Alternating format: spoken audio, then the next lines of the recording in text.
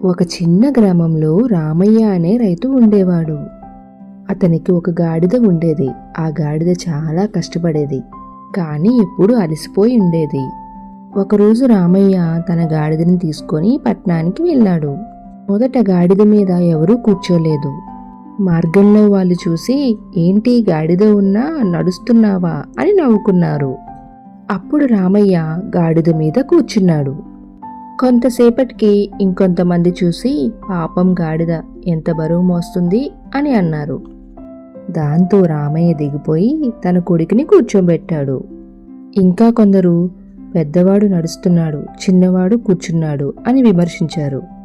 అది విని ఇద్దరు గాడిద మీద కూర్చున్నారు. మళ్ళీ కొందరు, గాడిదని ఎంత కష్టపెడుతున్నారు అని అన్నారు. చివరికి రామయ్య ఆలోచించి, అందరి మనసు గెలుచుకోవడం అసాధ్యం అని గ్రహించాడు. తర్వాత తనకి నచ్చిన విధంగా ప్రయాణం కొనసాగించాడు. అందరినీ సంతోషపెట్టాలని ప్రయత్నిస్తే మనం ఎప్పుడూ సంతోషంగా ఉండలేం. ఈ కథ మీకు నచ్చినట్టయితే లైక్ చేయండి, షేర్ చేయండి అండ్ అలాగే సబ్స్క్రైబ్ చేయడం మాత్రం మర్చిపోకండి. And thank you for watching.